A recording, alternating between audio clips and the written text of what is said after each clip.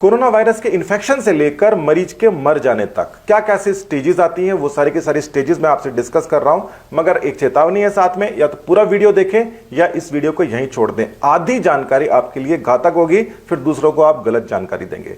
तो corona virus एक खतरनाक बीमारी है जिसकी वजह से लाखों लोग इन्फेक्टेड हैं, कई हजार लोग मर चुके हैं। इसका पहला स्टेज होता है संक्रमण, और ये जो संक्रमण है उसके बाद के अंदर कितने लोग मॉडरेट, कितने लोग क्रिटिकल और कितने लोग सीवियर जाते हैं, उसके ऊपर पहले नजर बना लेते हैं, फिर इन्फेक्शन की बात करेंगे। तो ये गोला मैं 100 मरीज मान लेता हूं। 80% लोग ऐसे हैं जिनको सीरियस नहीं होता, सिर्फ मॉडरेट सिम्टम्स दिखाई देते हैं। मॉडरेट सिम्टम्स का मतलब उनको कुछ सिम्टम्स आते हैं जिसके बारे में आपको बता रहा हूं, मगर सीरियस तब नहीं कहलाते जब तक उनको ऑक्सीजन देने की जरूरत नहीं पड़ती। इसके बाद के अंदर जो 15% लोग हैं, ये 80% और ये 15%, 80 और 15%, यानी कि 95% लोगों को लाइफ रिस्क नहीं रहता।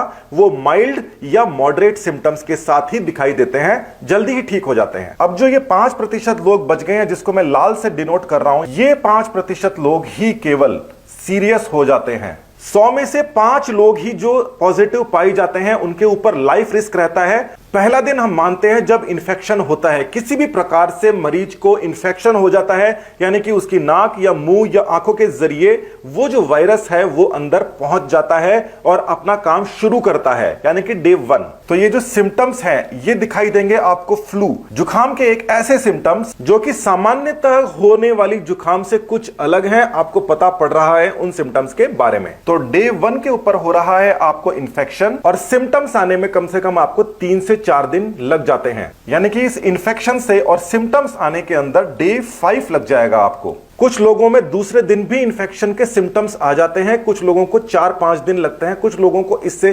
ज्यादा भी समय लग जाता है, मगर सिम्टम आने के अंदर ऑर्डिनरीली 4 से 5 दिन दिखाई दे रहे हैं। तो डे 5 को हमारे सिम्टम्स अपीयर हो गए हैं, और अब हमें हॉस्पिटल्स जाने की जरूरत कब पड़ेगी? सिम्टम्स अपीयर होने के बाद में हालत खराब होने में इसमें बहुत ही कम समय लगता है, और अगले 2-3 दिन के अंदर पेशेंट को पता लग जाता है कि हॉस्पिटल जाए बिना उसकी पार नहीं पड़ेगी। यानी सिम्टम्स आने के 2 दिन के अंदर, यानी डे 7 तक हॉस्पिटलाइजेशन की जरूरत पड़ जाती है। फिर भी जो माइल्ड इंफेक्शन होते हैं वो इस समय तक सोच रहे होते हैं कि उन्हें हॉस्पिटल जाना है कि नहीं जाना है। तो जैसा कि हमें पता है, कोरोना वायरस लंग्स के ऊपर असर डालता है, और ये पूरा का पूरा रेस्पिरेटरी कैनाल के ऊपर असर डालता है। इसके अंदर कोरोना वायरस बाहर से आपके अंदर संक्रमण पैदा करता है, और संक्रमण यहाँ पे इस तरीके से नया नया संक्रमण होते होते वो धीरे धीरे लंग्स के अंदर पहुंच जाता है, और लंग्स के अंदर भी कोरोना वायरस आ जाता है। मगर इसको यहां तक आने में पूरा रास्ता संक्रमित करके और अपने आप को बढ़ाते बढ़ाते आना होता है। अब लंग्स के अंदर क्या होता है, जहां पर सबसे बड़ी समस्या होती है उसके बारे में आप जानिए। लंग्स के अंदर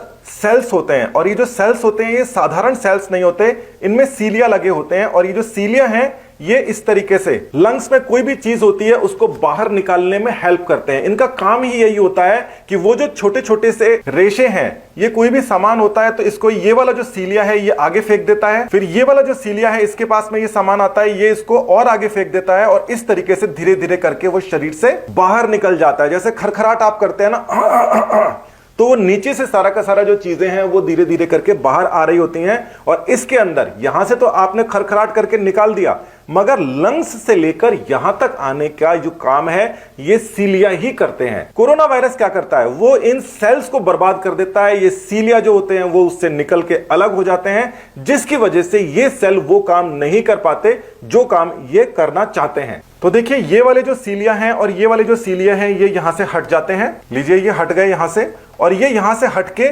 यहां पे आ जाते हैं, मतलब ये यहां से निकल के और बाहर चले गए। अब ये जो सेल हैं, इन सेल्स के ऊपर कुछ भी सीलिया नहीं है, और ये अब बिना काम के हो गए हैं। यानी कि वो जो सेल हैं जो कि सीलिया के फंक्शन, यानी कि सीलिया झाड़ू की तरह होता है, इस तरीके से सामान को आगे फेंक रहा होता है, वो काम ही नहीं कर पा रहे जिस काम के लिए वो हैं। तो वहां पर सारी की सारी चीजें इकट्ठी होनी शुरू होती है। तो यहां पर ये देखिए, ये सामान जो है वो यहां पर इकट्ठा होना शुरू हो रहा है, जो कहीं जा नहीं पा रहा, और धीरे धीरे ये जो बाकी जो सेल्स हैं ये भी संक्रमित होते जा रहे हैं। ये सब इन्फेक्शन की वजह से होता है, और इन्फेक्शन हर जगह फैल जाता है। लीजिए, हम यहां पर थोड़ा इन्फेक्शन दिखाने की कोशिश करते हैं कि ये जो इन्फेक्शन है ये हर जगह फैल गया है, जिसकी वजह से ये जो परत है ये परत मोटी होती जा रही है, लंग्स की परत मोटी हो जाती है और साथ ही के अंदर वो जो कचरा है उसके अंदर फंस गया, उसको साफ नहीं कर पाती तो कचरा वहां पे जमा होने लग जाता है। तो कोरोना वायरस ने देखिए क्या कर दिया है, उसने आधे से ज्यादा जो लंग्स हैं इसके अंदर किसी तरीके से इन्फेक्शन करके और ये इन्फेक्ट कर दिया है और ये अब मोटे होते जा रहे हैं। और क्योंकि इसके अंदर जो लंग्स के अंदर जो कचरा है वो यहां से नली से होते हुए बाहर खरखराट करके नहीं निकाल पा रहे हैं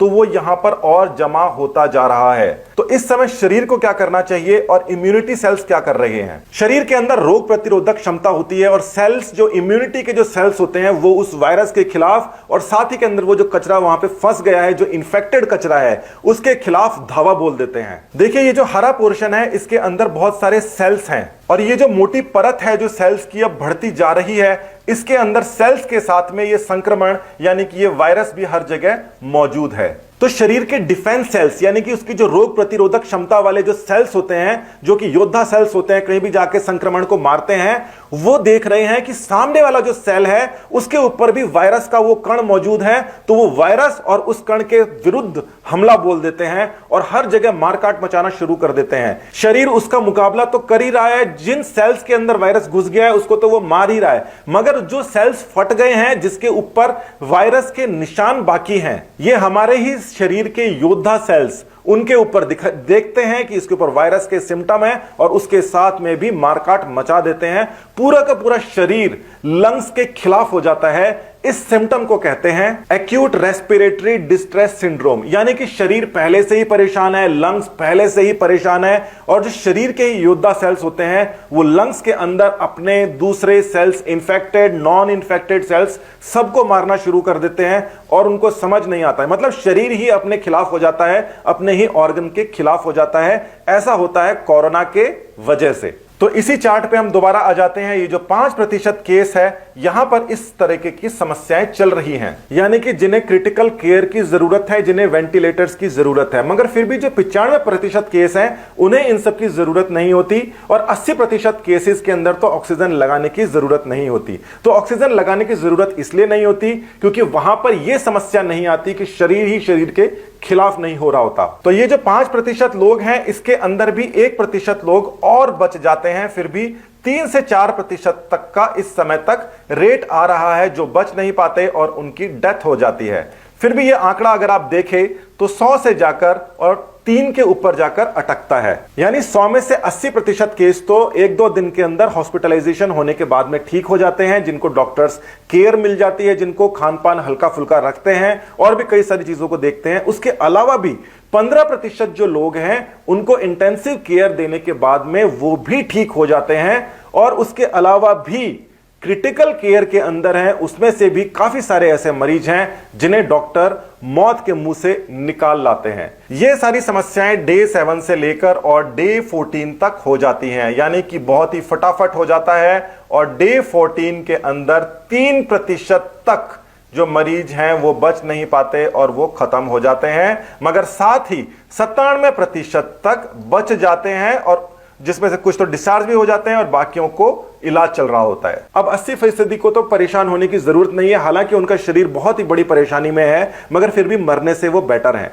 और उसके बाद में भी जो लोग बचते हैं उनके लंग्स के अंदर परमानेंट डैमेज हो जाता है, हनीकॉम्ब लाइक स्ट्रक्चर कहते हैं, मतलब जो लंग्स के कई हिस्से हैं वो कोरोना होने के बाद में उसके अंदर छेद हो जाते हैं अलग अलग, और वो जो छेद हैं वो परमानेंट रहते हैं, वो ठीक नहीं होते। कई सालों में जाके थोड़ा बहुत लंग्स अगर रिकवर कर जाए तो कर जाए। तो देख लीजिए डे 1 इन्फेक्शन वाले दिन से शुरुआत हुआ था, उसके बाद में सिम्टम्स आने में भी उसको 3 दिन एक्स्ट्रा लग गए थे। इस समय तक वो इन्फेक्टेड था और इन्फेक्शन फैला रहा था। पहले दिन से चलते हुए डे 7 पर आके उसे हॉस्पिटलाइज होना पड़ गया था, मगर फिर भी कुछ ऐसे % लोग भी हैं जिनको पॉजिटिव होने तक बुखार नहीं आया था। मतलब ध्यान देना इस बात को, 40% लोग ऐसे थे जिन्हें पॉजिटिव पाए जाने तक बुखार नहीं आया था, मगर एडमिट होने के बाद के अंदर उनको, क्योंकि वो स्टेज के अंदर थे, उसके बाद उनको बुखार आया। यानी कि जरूरी है कि सिम्टम आए तो आपको अपनी जो है वो रक्षा करनी है और डॉक्टर के पास में जाना है, मगर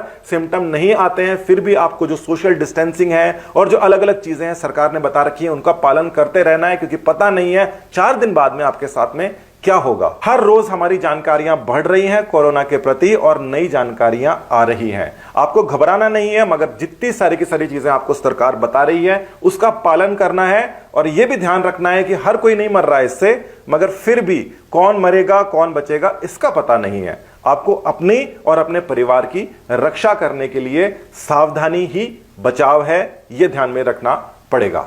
अगला वीडियो हाइड्रोक्सी क्लोरोक्विन के ऊपर आ रहा है, जिसके अंदर मैं आपको यह बात बताऊंगा कि ये जो लंग्स के अंदर पानी भरने वाली जो समस्या है और ये जो वायरस वाली समस्या है, इसके अंदर ये हाइड्रोक्सी क्लोरोक्विन जो कि एंटीवायरल ड्रग ही नहीं है, वो क्यों काम आ रही है और कैसे आ रही है। रोचक है, समय भी है, देखना जरूर।